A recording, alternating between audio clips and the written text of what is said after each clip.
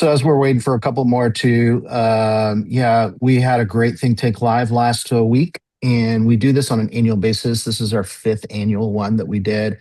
And so it was just a great couple of days where we spend time collaborating together with, I think there was about 55 different churches and organizations that came together, which was awesome with a little over 100 people there. That rooftop Paris shot right there in the bottom was pretty stellar and amazing. Anybody agree with that? That was there? They do. And so, yeah, that was a great time that we had there too. And some incredible sessions. We actually tried something a little bit different where we did morning sessions and then free time in the afternoon. And it seems like we will run that back next year too. So we've got dates actually for next year. So if you guys want to save those dates, that would be awesome.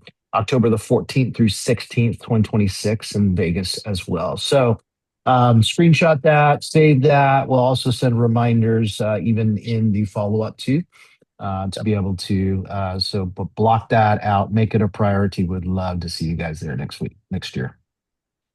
Yeah, we usually do registration sometime in the spring, but we know that there is a proliferation, big word for Lee, of cohorts and conferences that you can be a part of. Here's the best comment that I got from somebody, if this is something you need to hear. I think, it's a live experience of what we do on these calls, but it really is become an experience for people, beyond just the content. And I had somebody say that the reason that I love this gathering is because at most conferences you say see you next year, but when I come to this I say talk to you next week. And that's kind of the vibe that we're trying to create. And so if you missed it or you had conflict with other things, totally get it, it's tough, but we would strongly encourage you to come. It is designed for, we've had people bringing their staff, which is totally cool. The content, et cetera, is really targeted for that executive suite, people at the table that are kind of decision makers within your organization or your church. So just keep that in mind. But we have had a lot of guys that are starting to bring their team and find some benefit, not only from the content, but the time spent together, because there's some quality downtime that you can leverage just for culture building within your team and doing those things. So October 14th through 16 next year, block it. There's no registration yet, but just block it out. So when that other thing comes, you know, you can say, nope, I'm already going and I'm going to be part of this thing. So it's really, really cool. Um, Part of it, and part of what we're going to do today is actually circle back and kind of go a little deeper diving into a conversation that Jake had with us and was able to share. And I'll have Kay introduce Jake here in just a minute. One of the things we just thought we would do today, and I want to be careful with this, and it's you'll understand the irony of what we're going to do for 5 or 10 minutes, and then hand it to Jake in a second when we talk about Jake's topic. But I wanted to throw out just the opportunity for you guys to kind of that idea moment that we might start having here, which is I want to control it a little bit. I don't want us to get off on rabbit trails, but a lot of you guys have fantastic things that either initiating where you are, or you're seeing it. Maybe you've seen it out there. Maybe some of our Growmentum team and some of the work that they've done, you've seen it out there. So I wanted to just take a few minutes and I'll tee it up a little bit. I'll steal Joe and some of what Joe and Mike are doing that I saw,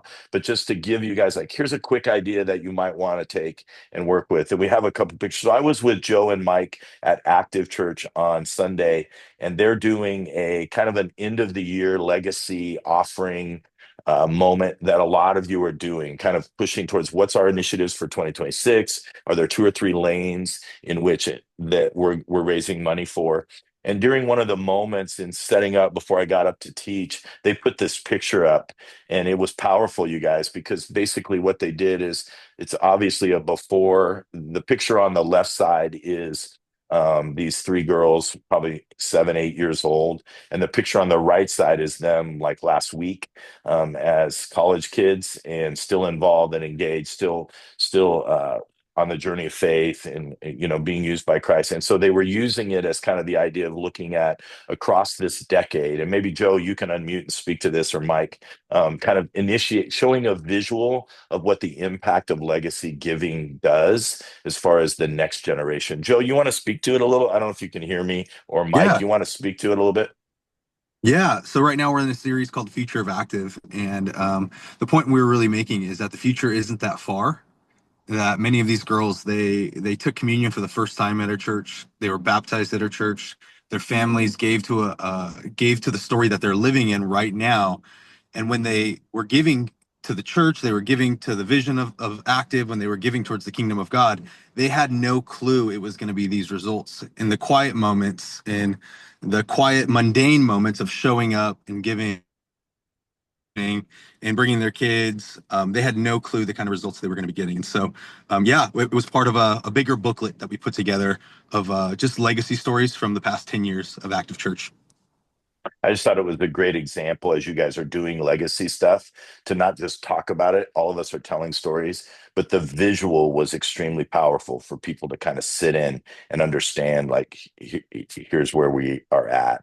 Any thoughts on that? Comments? Anything you want to add, Brandon? I love it. I was actually just wanted to throw in two things just to stack right on top of that. If you're doing a year-end giving, if you're doing a year-end vision night, anything like that, whether it's in the service or a separate event, ask your missions partners or one of them or multiple of them to pray during that time, during that meeting, or during that time in the service. And if you empower those people to pray for you, you can stand up there in church or in the vision night before you do year-end giving and say, hey, right now in this moment, our partners in Guatemala, there's 100 kids praying for everyone in this room that God would speak to you and that you would do some powerful things in your heart and your life as you give this end of year. Doing that. And also, if you're going to have any kind of vision gatherings with that, just talking about the next generation, man, invite some of your top givers under 20 years old, some of your top givers under 30 years old, some of your top givers under 40. Get them in the room. Don't just have a gathering with everyone who's over 50 and who's your top givers. Make sure to bring those people in there. It's so exciting when you got a kid who works at Chick-fil-A sitting next to someone who's a VP at American Airlines and being part of that vision night. It really brings energy to the room. That would be the two quick hits I got for you today. I love the last one that Brandon said. I've actually stolen that before with a couple of our teams. Um, is the idea of, like, when we invite those top level givers, typically in most of our churches, they're going to be a little more, we'll call them mature in their life, etc. But to pour into the under 30 crowd and to have some kind of a gathering for them, even if they wouldn't qualify from a giving level, but to start planting seeds in them is huge, because you'll typically miss them. Okay, I'm going to put you on the spot, but you'll be fine. There may be people on the call that are not doing end of year legacy or hadn't planned it, and now we're in the middle of October and they're hearing these things. What would you suggest for them? It's late to try to throw something together. Is there anything they can do in the next 6 weeks to actually leverage end of year, even if they haven't started anything yet? Yeah, actually, I'm going to kick it straight back to and put Brandon on the spot on this one Great, love because he's it. been working with several churches around this and working with them. So, Brandon, go for it. All right. Nice, Don't you kick. nice. Thank you, Kay. Thank you. I'm frozen outside here. Man, I appreciate it. I'm excited to share. I would tell you it's late, but it's not too late. And what I would tell you is you gotta have something compelling for your people to give toward in the year end. That's obviously important, but just simple communication strategy. If you've never talked about it, at the very bare minimum, have yourself, emails and social media that goes out middle of November, first week in December, and the last week of the month. Make sure you got those 3 points of communication. And then something wild is have someone at the church on the 31st for a few hours and let people know, hey, there's actually going to be someone there in the evening of the 31st. You can drop a gift by. I know that sounds weird, but all you're doing is just getting that top of mind for people where they're going, wow, that's wild. And they didn't think about it. In your generosity moments on the weekend services, instead of saying, hey, there are 3 ways to give during the month of December, instead of saying that, just go, hey, we just want to invite you to make a year-end gift toward A, B, or C, or whatever you're doing. We might even deep dive this. We can even do a deep dive call after this so we don't dominate too much of that. But That's great. that's just really briefly. There's a lot more to it, but I'd love to help anyone on this call. If you want to learn more about how to have a year-end giving strategy, love to help out. So what I'm hearing you say is it's not too late, but obviously you're behind the 8 ball. It's not too late to do something. It may be too late to do the huge kind of push that I know like Avenue Church, some of you on this call are doing, like where you have typically 2 or 3 lanes of large over and above budget projects that you're hitting. But it's not too late to do something. So hit Brandon or Kay in the chat and they can figure out a way to talk to you one-on-one to try to help you capture that end of year if you're not already doing that. That would be huge for you. Okay, Yeah, one more thing. Oh, Nate sorry, is go all ahead. Nate, one of our team members, Nate, who's new to our team, Nate Merrill, is great with this stuff too. He's a Great. guru with it as well. So Love be it. sure to connect Love with. it. Yeah. And again, this is a little bit different. Like, in the past, I'll say historically, there was always that end of year push, tax write-off time, all of that. Most of those motivations have gone away for people. And so what we're learning in church leadership is we need to leverage this time to present over and above projects that people who would like to give over and above as they wrap up the year can get excited about. So we typically do some lanes there. Okay, one more idea, and then I want to give Jake plenty of time to do his thing. One more idea that came up last year. I think there's a picture of it, Kay. This is a pretty interesting creative idea that last year at the crossing we did. I was actually shocked that the team was able to pull it off. It was something that just kind of came into our brain and we thought it was going to go away. Basically, this is an invite for your Christmas services that you're looking at on the screen. And so what they were able to do is kind of put together and we can get some more information on it. But basically, the idea was if you're inviting someone to a candlelight service, would it be powerful to actually give them a candle as kind of a token to bring to the service? And it turned out to be pretty powerful. And so we had thousands of these that were then distributed to people over the couple weekends prior to our main. And it was just everybody, most people will do a card and do all of that. And I'm not discouraging that at all. What I'm doing is giving you an example of something that's over the top intentional to provide an invite. And maybe you guys have a different idea, but still going, let's do something beyond the club card that we do every year. Is there something unique around a Christmas invite? And this would just be an example of that. And it was designed sort of as a gift tag, you can see with the little string, which is probably not necessary, but we had a bunch of our older folks tie strings for three hours to make it kind of work. And then the QR, it was very low information. The QR code really led them to all the key information that they needed around those Christmas services. But again, it was the idea of putting an actual candle that they would bring to the service to participate in their hands. And so it was a pretty cool idea that we kind of held for this year that maybe some of you do have time to do that. And so there you go. You can still pull that off. Okay.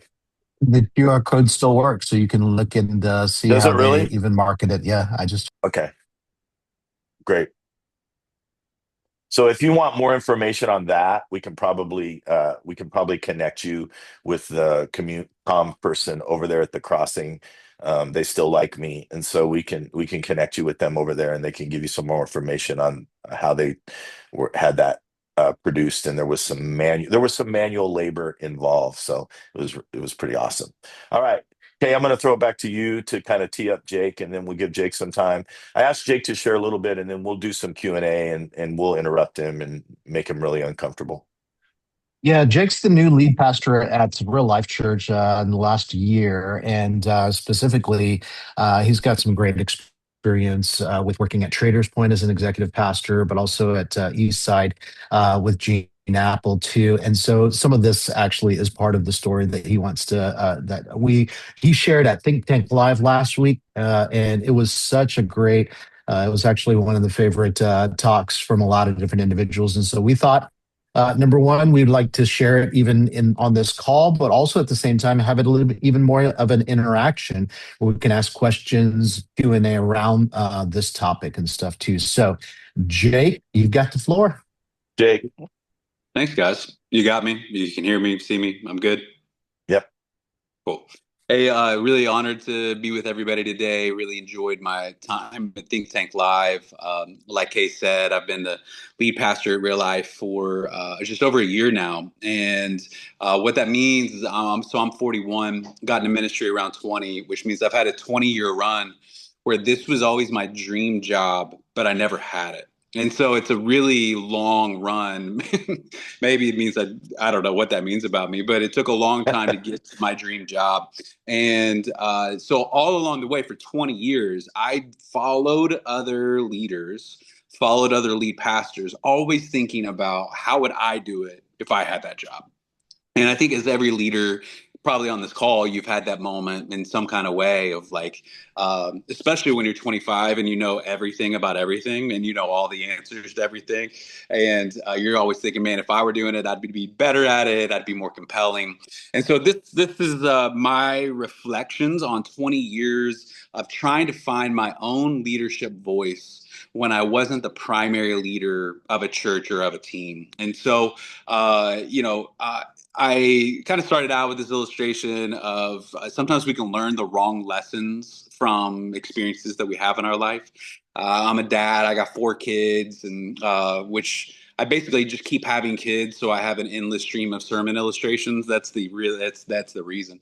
And one time I was watching TV on the couch, and we had this stairwell in the middle of our house, and all of a sudden, I heard this big noise. There was a thump, thump, thump down the stairs, and I saw my daughter go flying toward the bottom of the stairs. And what I realized is that she had gotten in a laundry basket and tried to ride down the stairs like a sled on a snow hill.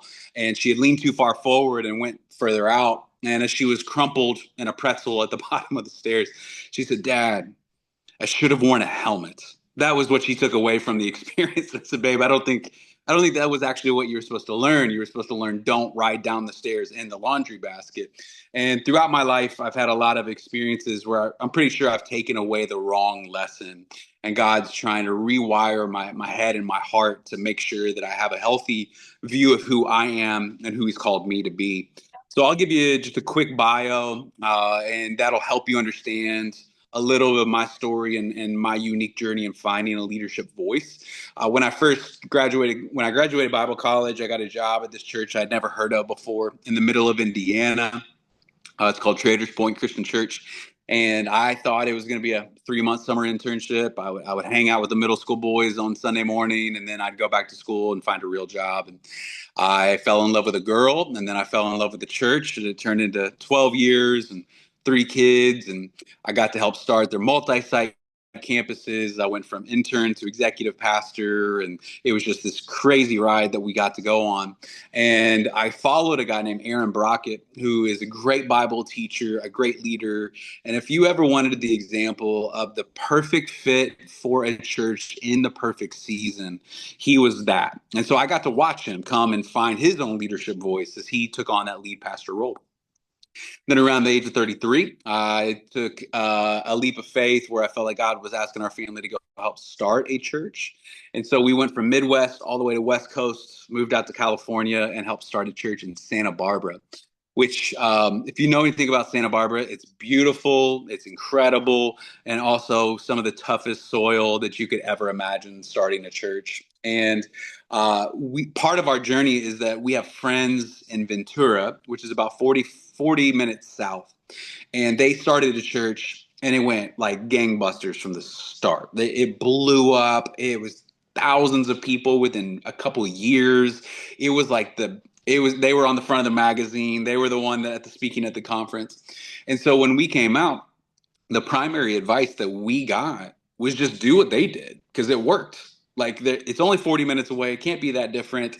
Just run their plays, do their strategy. And we did. And it was to completely different results. I mean, you wouldn't think that 40 minutes would make that big of a difference community to community, but Santa Barbara and Ventura were different. And it was one of the big moments in my life of an aha of like, just because it worked there doesn't mean it's going to work here. We planted the church in 2018, which means we got about a year in before the world shut down. And so then we're figuring out COVID like everybody else, but we're this baby church plant. I remember like early on when none of us had any idea what this actually was, I would record the message on a video camera at my house. Then I would take the SD card and leave it on the porch of my worship leader because we weren't sure if we were actually like able to touch things. We weren't able to like be in the same room, and he'd record the worship, and oh man, it was crazy. And so after a few years of that, God graciously gave our family a season of healing. And we got to go join a team at Eastside Christian Church, which is led by a guy named Gene Apple, who's like a legend.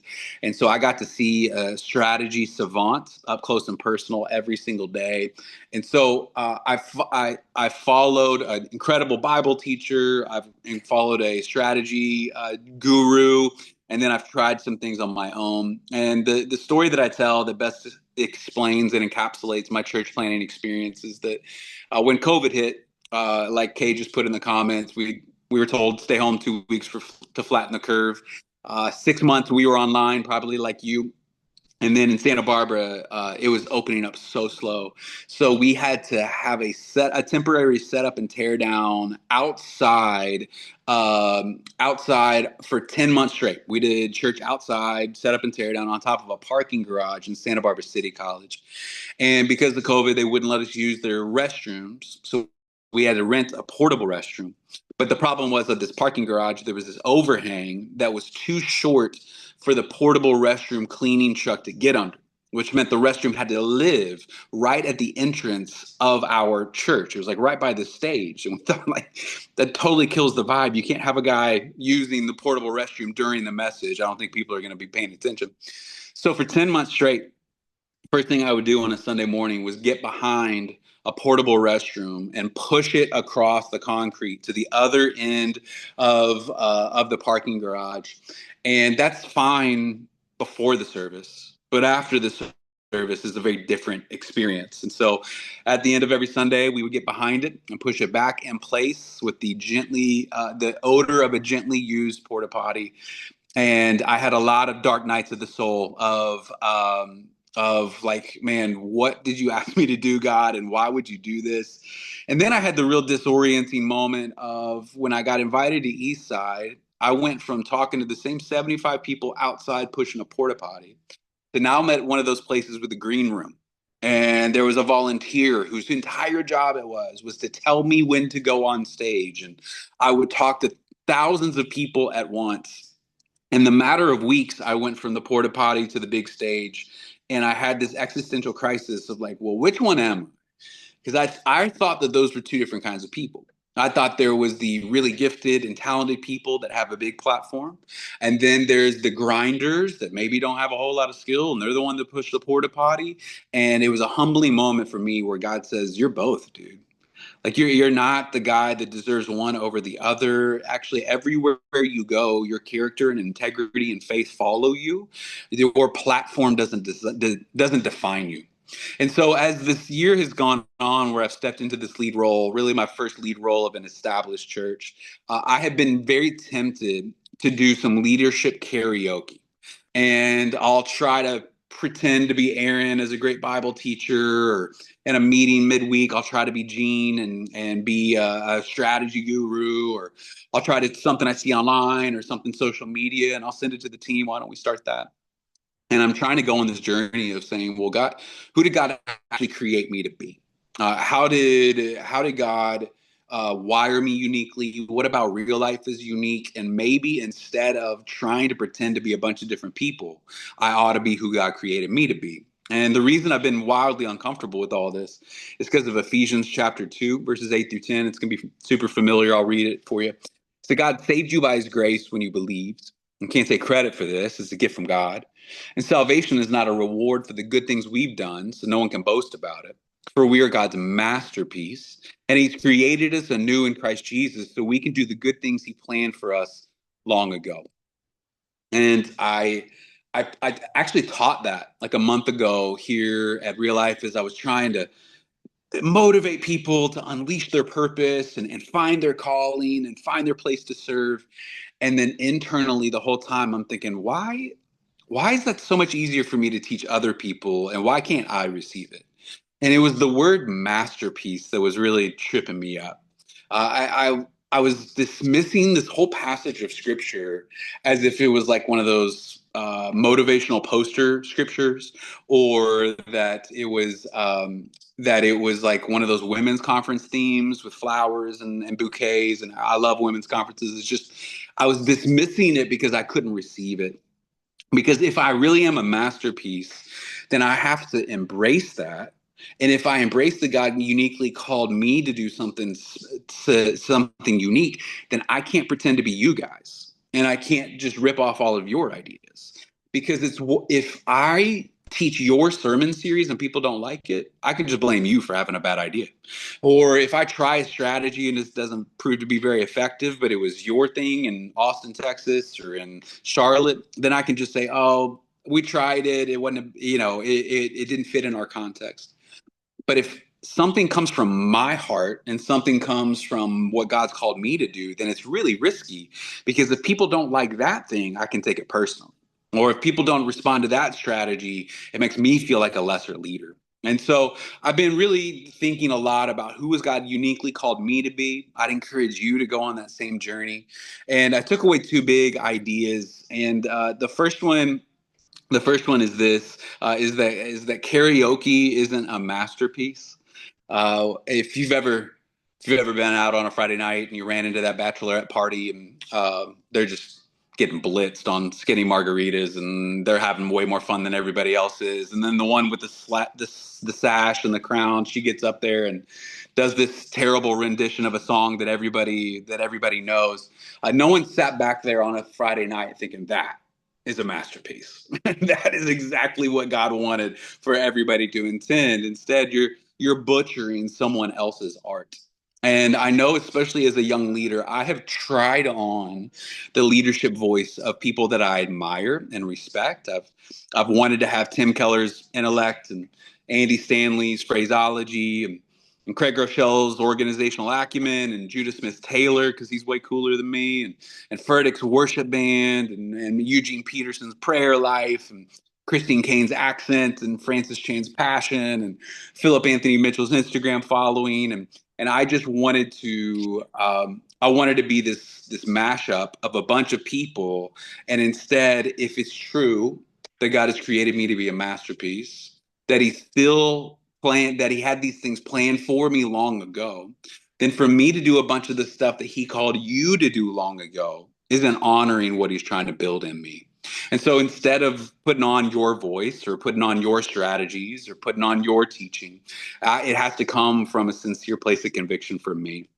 And so I don't mean that to say these calls aren't valuable, like you should borrow well. I'll fully confess that Lee had a great illustration at Growmentum about the statue of David. I used it last night. Right? Borrow well, steal I saw well. the picture. I saw the picture. It worked. I think it worked. And so we. And if it didn't, you can just blame Lee again. Then I can blame Lee. Right. It wasn't my illustration. Right. Lee had a bad story.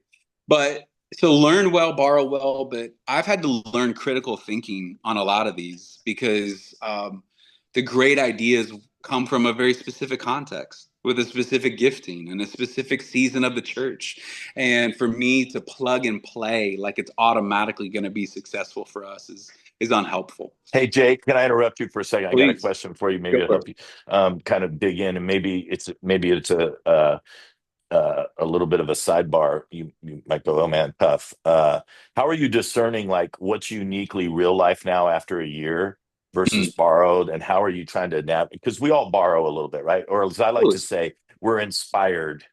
That's always the way I say it. I was inspired by, right? So how are you, and maybe you're figuring it out, which is totally cool to say, but how are you trying to figure out, okay, because we use values as a massive filter with all of our church Growmentum. Like we talk about it all the time, this idea of distinctive. So maybe talk a little bit of that, because this helps people go, man, what am I borrowing and what am I not? And what's the filter? Yeah. I would even add on a different layer of stepped in following a guy that had led Real Life for 22 years. And his name's Rusty George, and you may have some familiarity with him. So one of the things is the new guy taking over for the longevity guy is that comparison game is always going to be around. Like that is supernatural, and it's not even wrong necessarily. Real Life has been really gracious and hospitable to me to not say we loved when Rusty did this, we loved when Rusty did that.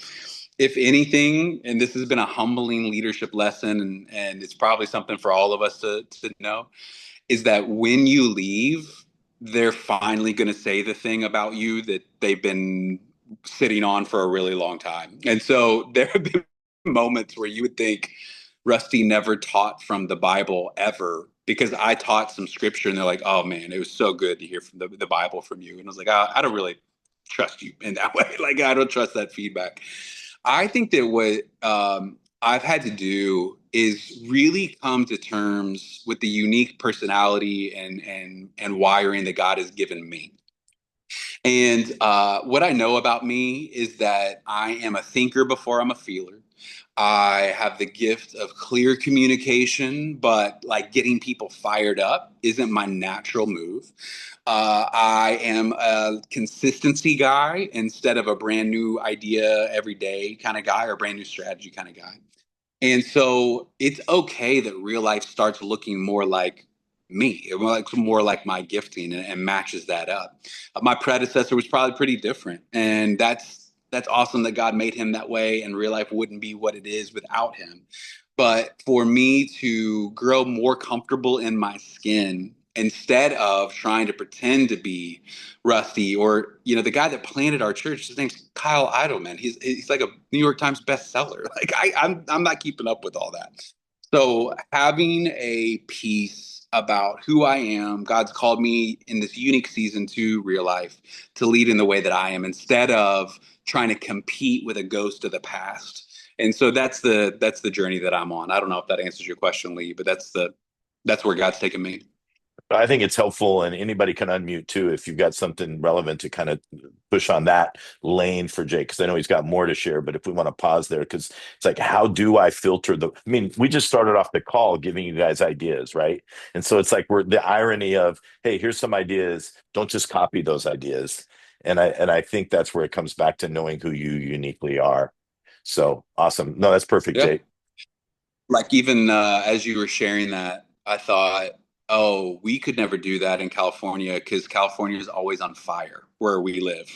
We don't do candle lighting, but there is some creative expression of a Christmas invitation, and we've actually found more creative invites to the weekend after Christmas because we go online only. So trying to keep people engaged in that mid-holiday weekend, that's kind of been our move. And so there's all kinds of ideas. But I think that the thing that I've seen in my friend's life and in my own life is the strategy that worked in Atlanta, Georgia, or in Oklahoma City, or in a totally different context. The plug and play model produces some results, but really asking the questions: what's true of our context, what's true of our season, and what can we customize from those good ideas but not completely rip off. So that's what we're trying to think a little deeper on, instead of it worked there, so it's going to be true here. Love All it. right. Keep Well, going. let me this is the second thing I'm learning, and I'm still a work in progress on, but that compliments are not insults. And what I mean by that is, as a leader, the way I would put it is that there's some people that come and tell you directly what they think about you, and hopefully they're nice and hopefully they're encouraging. What I found most often is that people accidentally tell you what they actually think about you. They say something that's more revelatory, like, "Oh, I didn't know that's what you thought," or "I didn't know you appreciated that." But in my life, I just to quote a Tim Keller, I'll do a little Keller karaoke. He said that both self-hatred and self-righteousness come from the same place, and that's the place of pride. It's the place of that moralism of, if you define yourself by leadership success, then either you'll think you're really, really great, or you'll think you're really, really terrible. And I know the habit in my life is I tend toward the self-hatred side, not the self-righteousness side. If I'm a really bad, my self-critic, my internal self-critic is really loud. And so what I'll do is this really fun trick where someone will compliment me, and then I will turn it somehow into a critique of me. I'll make it an insult. And so specifically, the positive appreciation that I get most often about my teaching and leadership is that I'm clear. That's the word that almost always comes up. And And I actually think that that's a good thing. Like, it's cool to be clear. It helps people that they know what we're going after, and they know what God's word said, and they know what ought to be there. But I think it would be cooler to be inspirational. I think it would be cooler if people thought I was passionate, or if they thought I was intelligent, or for some reason, all of your giftings sound so much cooler than the one that God has given me. And so I've tried to figure out, like, where does that come from, and why can't I just receive what people appreciate, because they're affirming the masterpiece that God is making in my life. And it'd be different feedback for you guys. And one day, when I shared this story at the Think Tank Live, there was this audible groan. I said that one day, for some reason, I checked the Yelp reviews for our church, which I could not discourage more strongly than reading the Yelp reviews. And again, like 90% of them are positive. I think we got like 4.5 stars or whatever it is. But there was this one lady, Cat Lover 64, whoever she was, and she went out of her way to publicly declare for the entire internet that she didn't feel like I was a very passionate preacher. And she wasn't even mean about it, but for some reason, she felt compelled to tell the whole world that I didn't resonate with her style, or that she wished I was more excited about stuff. And the problem is that is already, like I've confessed, it's a sore spot for me. And so the enemy used it, and the enemy used it against me, saying, I told you. I told you it's not cool to be clear. I told you that clear isn't going to be enough. I told you that if it'd be better if you were passionate. And that lady put it online for everybody to see. And I had a long day where, because of this one review, I went home. I sat in a chair, I opened a window, and I didn't listen to anything. I didn't talk to anyone for like an hour. And I was so convicted of, like, why did this one thing that this person types totally ruin my day? And it's because it meant too much to me, because I'm insecure and I'm still working on all this. And so the biggest thing that I've been convicted by is that if who am I to diminish what God's creating in me and the gifts and abilities he's given me, and why would I dismiss them? Why would I play the comparison game? And I know what I would tell every single one of you if you were telling me similar stuff. It's just been hard to receive myself. And so, those are some of the leadership lessons I'm learning, is that those aren't like strategy how-tos, but hopefully they would empower you to find your voice instead of hoping someone else's voice would work for you. And then really embracing and allowing people to affirm what God is doing in your life. Most of the belief I have in what God is doing in my life comes from the affirmation and encouragement of other people. And so allow them to encourage what God is growing in you. Allow them to appreciate the unique way that God has wired you. And instead of it puffing us up with self-righteousness or deflating us into self-hatred, finding that peace that God's called you to be a unique church and your unique season in your unique city. Learn well, but make sure that you're listening to God's voice in this season. So that's what I'm learning. So good, man. Encouragement and helpful. So good. In just a second, we're going to give you guys a chance if you want to throw a couple of questions for Jake in the chat, or we'll allow you to unmute. But just as a follow-up, one of the things that we have integrated into all the work we're doing is really, when it comes to values, we started to understand that there are typical convictions that churches have. Kay did a lot of deep diving on this, and so he'll probably fix what I'm about to say, but that when we talk about values, there's a lot of convictions that are very similar. And I mean this in a nice way. They're vanilla, right? Like if I say to most of you on the call, or all of you on the call, like, if I say, hey, we believe that Jesus is the center of our lives. We believe that the Bible is important. We believe that we should love our neighbor. These things are similar evangelical church convictions. So one of the things we discovered as we pushed into churches around their unique values and what Jake's talking about is they would have all these convictions that weren't really driving anything because they were so vanilla.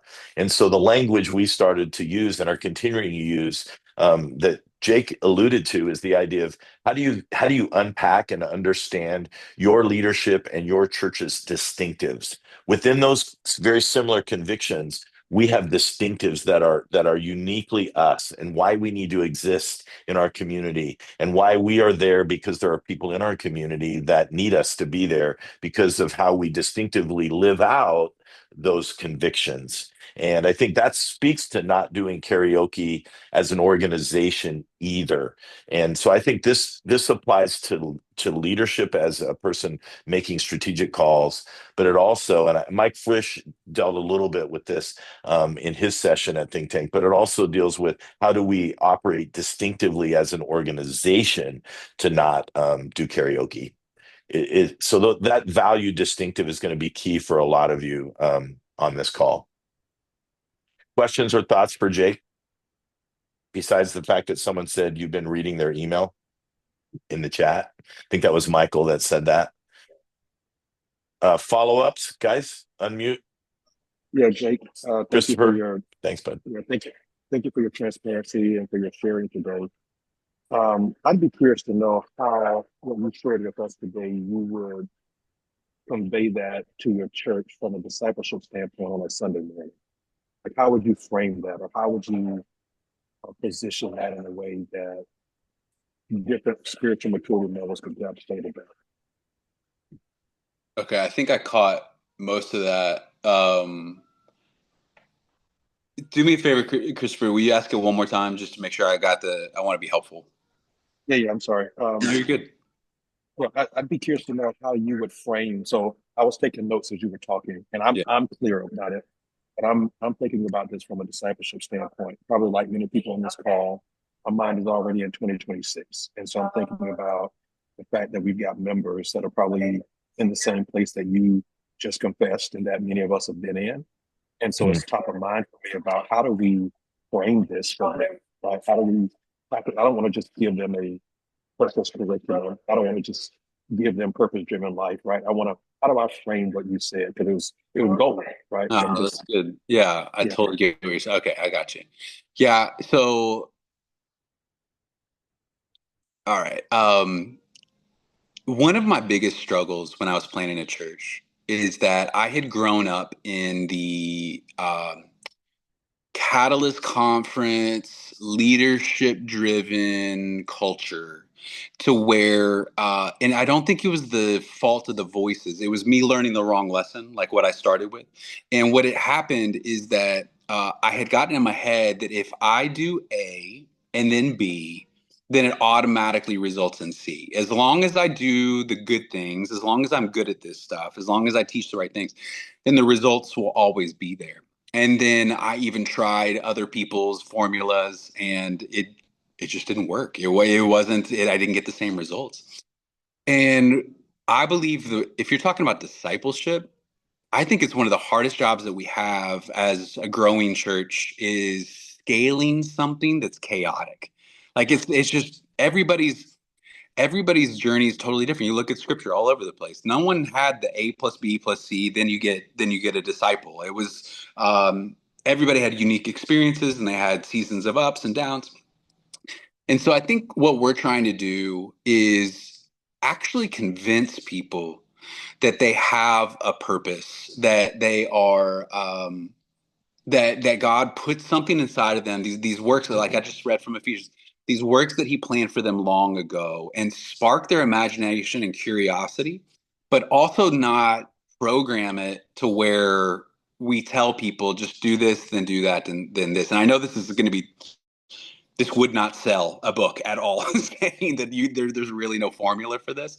But I think that if we could at least spark their imagination and help them ask the right questions, put them in an environment to where they can be around other people that are also asking those questions. That's how this actually works. Instead of here's the best-selling book of this year, and that's going to be the new formula for 2026. And so I wish there was there was an A plus B solution to discipleship, because then it would be really simple. But people are complicated. Discipleship is chaotic, and we're gonna have to lead them towards some self-discovery through discovering their spiritual gifts and discovering who God's created them to be. So does that help, Christopher? Is that, because I'm with you. I That's wish good, man. I wish there was like a real simple answer, but I don't think there is. No, that's part of why sometimes we're sitting with churches, working with them, and you guys have been guilty of it. I have, where someone will say, "We just need a discipleship pipeline," and it just makes my head want to blow off because it's subtly communicating that there is an A, B, C, D, and then on the kicks, that the Apostle Peter spits out on the other side. And I love that comment. Christopher noted it, scaling something that's chaotic. And again, that's not anti-process or plan.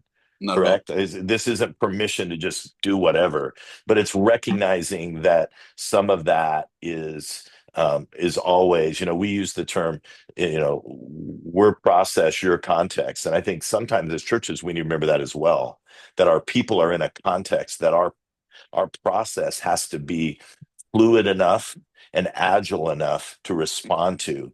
Because I think to Christopher's question, if it's discipleship karaoke, now we're creating another term, but if Yeah. it's that, we're probably going to, we'll create some disciples, but it'll be people that fit into that lane. And there'll be a lot of other people that will be left aside because our process doesn't work necessarily for where they are spiritually or even in their season of life. Other thoughts or questions? Go ahead. Sorry, I'll just Jake. real quickly, someone else is chipping in. Yep. I'll share what I'm thinking right now, which is over 20 years, much like you guys, when you lead a group, either of leaders or a small group, a discipleship group, no one's allowed to stay where they're at. Like I got a group right now of 6 couples, and we've been together for about 9 months. Not a single one of them are at the same level of engagement, the same level of participation, the same level of growth. Because I'm listening well, I'm paying attention, I'm challenging them, I'm inviting them to do things, and some of it is I think they say yes because I'm the lead pastor and they feel obligated. But I have those eyes to see people in that way. I don't think that a lot of our leaders know how to do that. And so I think that's probably, if there was one strategy that I'm trying to figure out, it's really investing in those leaders of whatever your discipleship environment is that it's not about asking these 10 questions that we gave you for the discussion guide or completing the steps of Rooted. It's about seeing people, challenging them to more, and inviting them to grow. So that's what I'm trying to figure out, how we train people of something that I've learned over 20 years. We got about 3 or 4 minutes. Anybody else want to jump in, or any of our team want to clarify some stuff with Jake? I just love what Jake said, and it's something that our Gromentum team has talked a lot about. Man, if there's no cookie cutter way to do that, but I want everyone to catch what he just said he's doing with his group. He said he's listening to him. He's asking them powerful questions. He's not necessarily asking them the questions on the paper, but he's just asking them powerful questions, and he's making spiritual challenge. And our team has talked about that. We've shared that with churches before. Listen, we don't know how exactly that works, but at the end of the day, and I think the big thing is listening. I just hope everyone really heard that. I think listening is missing in discipleship, and it's a huge, huge part of it. And what Jake just said is gold. That listening aspect gets missed all the time. One thing that was resonating with me as you were talking, Jake, was that idea of, you hear these things like that are such good stuff. There's such good content out there, whether it's Chris Hodges sharing something, or I'm in the area with like Jeremy Peterson. He's the killer executive pastor. He's blowing it out, knocking it out of the park. And our church is not as big. We're not doing it at that level. But I'm always encouraged, like, hey, but I'm the executive pastor of New Day Church for a reason. And so I look around and I always look for another one, and it's always me. So I just figure that God has placed me here as his masterpiece for this work. Even if I wish I had some of those giftings that Jeremy has, I have unique ones for New Day. So something that's really helped me and maybe would be encouraging to others is like something at New Day. I love the listening part too. That resonated with me. But evaluate is like a core value for us, where we try to do things that we are learning. Some of these wonderful borrow well. I learned so much from this think tank. I learned so much from Jeremy. I learned from Brandon, so many great things. But I didn't do it exactly the way Brandon does it for like the giving. I'm going to do it in my context, and then I'm going to evaluate it. So you talked about it for like 20 years. You got a lot of experience, dude. You know what worked and what didn't. And the only reason why you know what worked is because you evaluated if it worked or not. And if Chris Hodges' play works here, I'm stealing it because I don't need to be the guy who gets the reward and the glory. I'm happy for Chris Hodges to get it because the kingdom is advanced. Yeah. But if Chris Hodges' growth track doesn't translate in Enfield, Connecticut, it doesn't mean I can't do a New Day Church Discover class. Do you know what I'm saying? And that, like, oh, as we've innovated it how many times at this point, but each week we're trying to get like 1% better. And we figure that over time, if we're in the long game, that could be a pretty cool end game result. And it might never be Jeremy Peterson's, but that's cool. Yeah. It's going to be Andrew Charco's, you know? And I'm like, I kind of Yeah. have to make peace with that. Great, Andrew. Yeah.